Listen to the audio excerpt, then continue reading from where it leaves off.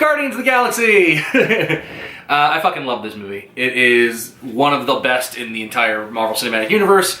It is the best of Phase 2, bar none, including Avengers. It is a fucking blast, and to me, it's the movie where Marvel became more than just like the superhero thing. This is the movie where Marvel became a kind of a force to be reckoned with, I think, because they took a huge chance on unknown, weird-ass characters. The marketing was fucking spectacular. This movie managed to make $1 bazillion by not really being connected to the MCU. I know people out there who don't give a fuck about Marvel movies, but love the Guardians movies. This is the one I feel like that really showed that Marvel was going to do more than just Thor movies, Captain America movies. It really had, Marvel has the ability to do whatever the fuck it wants. You know, if you thought turning Iron Man into a superhero franchise that was successful was difficult, talking Guardians of the Galaxy is nonsense. When they announced it, I think everybody kind of went, I don't know what that is. When the trailers came out, everybody was like, what the fuck? What amazing, what a great trailer, you know. Hooked on a Feeling was in it, and it seemed so different and cool and fun, and there's a tree and a raccoon, and what's going on? And then, of course, there's the Chris Pratt of it all. I did not know Chris Pratt was great as an actor at this point. I knew Chris Pratt at this point from his best picture trilogy he'd done. He was in Moneyball, he was in Her, and he was in Zero Dark 30. That's primarily what I knew him from as an actor. Like, he was that guy who's a character actor who shows up in movies that I like. Best Picture nominee kind of movies. I hadn't seen Parks and Recreation, so I didn't know. I had no idea how charming, likable, fun, cool, and interesting he could be on camera. I also didn't understand what a transformation he'd made to get abs, going from Andy to Peter Quill. Going back and watching Parks and Recreation, it makes perfect fucking sense that this guy is out there defending the galaxy. This is a pretty fantastic movie. Hashtag rehire James Gunn. James Gunn wrote and directed it, or co-wrote it and directed it. He's another one kind of like Joss Whedon, who it's amazing that he got a chance to have this much money and tell this kind of a story. He had done a bunch of Troma movies. For those who don't know Troma, low-budget, schlocky, gore-fest, Roger Corman type stuff. Think Toxic Avenger and that kind of thing. He had done Slither, which I really fucking love, with Nathan Fillion, a little horror comedy movie. And he had done Super, I believe, before this, yeah. And Super is about a guy who wants to be a superhero, kind of. And it's really fucked up and dark. It's the movie Kick-Ass should have been, like a really interesting deconstruction that's violent and messed up of the superhero genre. So for him to do this is pretty fucking great. It reeks of his style. The song choices feel like they're all him. It feels very personal.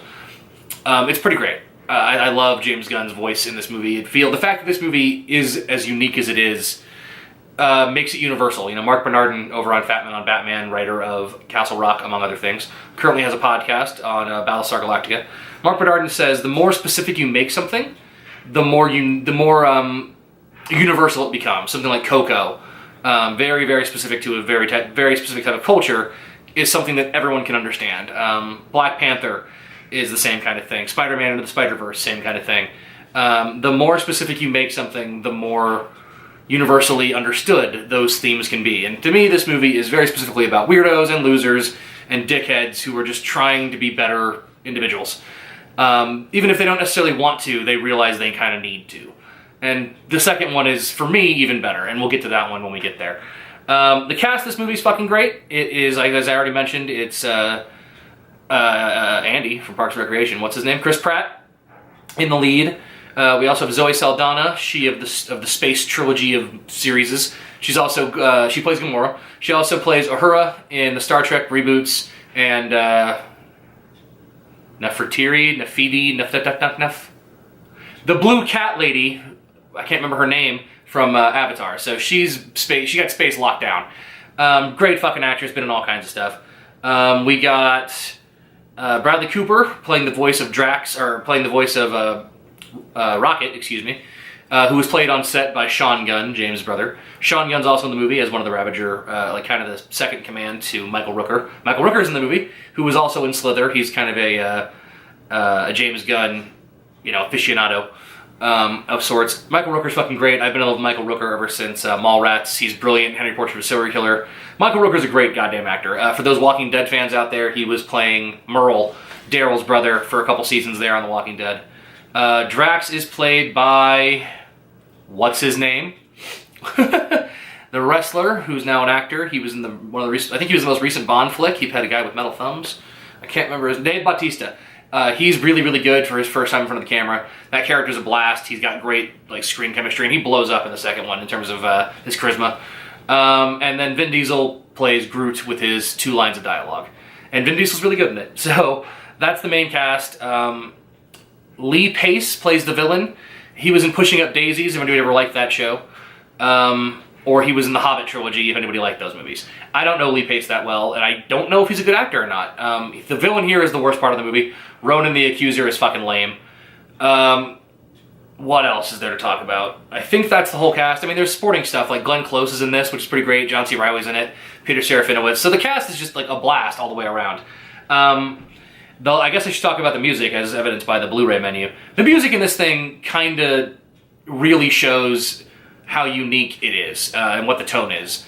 This is the first Marvel movie, since Incredible Hulk to have an opening credit sequence. And I love opening credit sequences. I love, I think they're a perfect way to set the tone and introduce you to the world and give you a second to kind of settle into a movie. Another good example of that would be Catch Me If You Can. Has a fucking amazing credit sequence. A lot of good movies have really good credit sequences. This one is iconic to me. It's Peter Quill on a planet singing that song, Redbone, or Come and Get Your Love by Redbone, and singing into monsters and flying through with his spacesuit, and it's perfect. Right away you know exactly what kind of world this is. It's a sci-fi, high-adventure fantasy movie that's not taking itself too seriously. It is a fucking blast, and the soundtrack's going to be fucking amazing. The soundtrack is great throughout. Every song choice is perfect.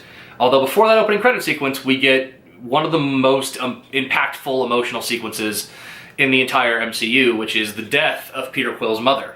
The movie opens up with a young Peter Quill in a hospital, and his mother is about to die, and she's real thin and got the bald head, and she's like, hold my hand, and he won't do it, and runs out into the dark, screaming, crying, and he's kidnapped. That is a fucking amazingly powerful, sad moment. When it comes back at the end, it's also amazingly powerful and emotional. This is the first Marvel movie to make me tear up this time around. I'm not sure if any of the other ones had the first time. When I rewatched the Avengers for this video series, I teared up during the big team shot and the Hulk goes fucking apeshit, I love that. But that was out of just pure joy and happiness. Oh my god, I love this movie. This movie made me tear up for emotional, powerful reasons. When the ship's about to crash at the end, and they're all gathered around, and Groot builds a sphere around them to protect them, and Rocket says, you're gonna die, and Groot says, we are Groot. That got me going. And then the scene of all the Guardians holding the Power Stone, and they're all screaming in agony, and the score feels very traumatic and painful, and it shifts to something heroic and powerful and positive, where they're these characters can do this. That got me as well. The power of family, the power of friendship, really got me. So this movie really, really works for me on a lot of levels. The structure's a lot of fun. It is kind of a series of incidences and sequences that are kind of excuses for action sequences in new locations. The plot, I don't really care so much about in terms of the villain of it all. The plot for the characters, the heroes, is perfectly simple. They got to go out. They get kidnapped. It's kind of Pulp Fiction or Dumb and Dumber, No Venture for Old Men type of situation. It's there's a thing everybody wants. Let's try and sell it. So for these characters, it's their way out. They just want to sell this fucking thing.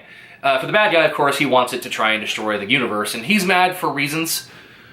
They make reference. He's a Kree. That's a species of alien.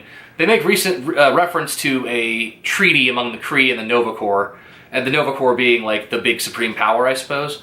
And I guess there's been a war going on for God knows how long, and the treaty was signed, and this particular Kree, Ronan, doesn't agree with it, so he decides he's going to murder everybody.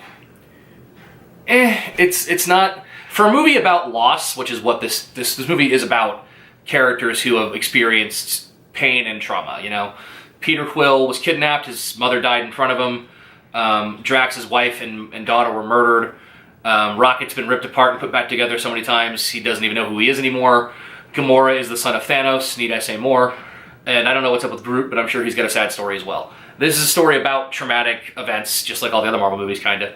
It's about loss and pain, and for Ronan to be someone who's got such an agenda, it would have been really easy to give him a backstory that explains why he's so fucking angry and militant, besides just, I don't agree with this treaty thing.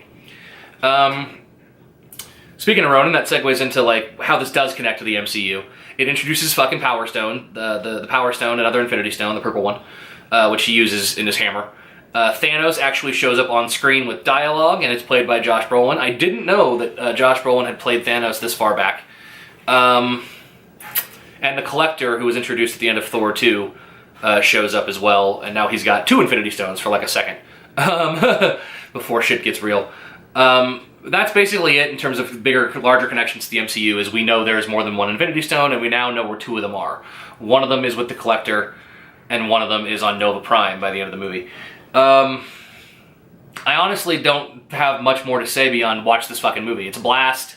The action sequences are just so much fun. The prison escape sequence is a blast, with turning off the gravity. I keep saying blast, but hey, it is what it is. Extraordinary, how about that? Fun. This movie is just fun. The prison escape sequence is really, really good. The shootout on Nowhere, which is inside the head of a Celestial, the skull of a dead Celestial, that space sequence is one of the more entertaining, exciting, thrilling, dogfight space sequences I've seen in a long, long time. To me, it puts down the moment in Rogue One at the end. And of course, the final siege on the planet at the end is a blast again. Watching a raccoon mutant thing who hates everybody realize that he has to defend innocent people is kind of an amazing, powerful moment. All the shit up on the spaceship where Groot extends his arm through 15 dudes and then slams his arm impaled on dudes into the wall, killing 85 people at once, and then turns into the camera and gives a big hey smile. It's just, this movie's fun.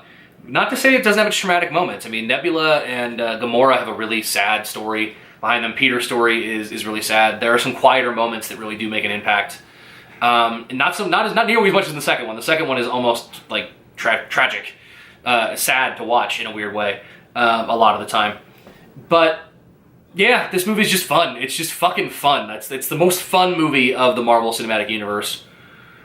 Probably. It's even still, to this day, it's probably the most fun. Maybe Spider-Man Homecoming, if you have got a soft spot for John Hughes high school stories. But just in terms of these characters, the music, the pacing of it, it's 2 hours on the nose with credits, so it's a really fast watch. Despite the lack of an interesting villain, I don't really care. Kind of like Tony Stark, these characters' worst enemies are themselves and each other.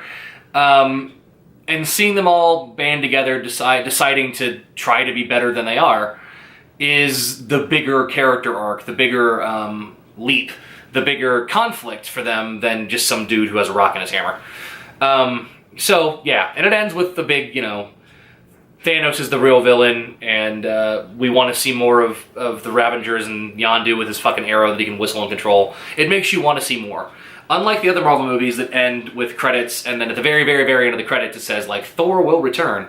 This one, it cuts to black, and it says Guardians of the Galaxy, and then right away it fades in, will return. There's no no secret here, man. This movie is amazing and fun, and they're coming back. And then right after that, I'm not going to do an end credits tag, because again, it's so short, and doesn't really have too much impact. It's just fun. And there's no way to, properly explain how good it was in the theater. So it cuts to, Guardians of the Galaxy Return, then it cuts back, and baby Groot is dancing while Drax is sharpening his knife and keeps looking over to catch him. Really fun sequence. Michael Jackson's playing, the Jackson 5. And the actual end credits tag at the end is Howard the Duck, which in theaters at the time, I remember watching it with my mother, who hadn't seen, I think, any of the other MCU movies besides maybe Iron Man and Iron Man 2. And I made her go with me. And she loved the whole thing, and at the end of the movie she tries to get up to leave, and I was like, wait, no, you can't leave. There's going to be something. She's like, oh, really? I heard about that. Yeah, I don't know if there's going to be anything, but I think they usually do something. And the fact that it was Howard the Duck was kind of the biggest laugh in the whole movie. What an amazing thing. Just when you thought Marvel couldn't be any more spectacular at taking characters nobody knows or nobody likes and making them interesting, Howard the fucking Duck shows up, voiced by Seth Green. I would watch that movie. It's just good. So that's basically the end of Phase 2.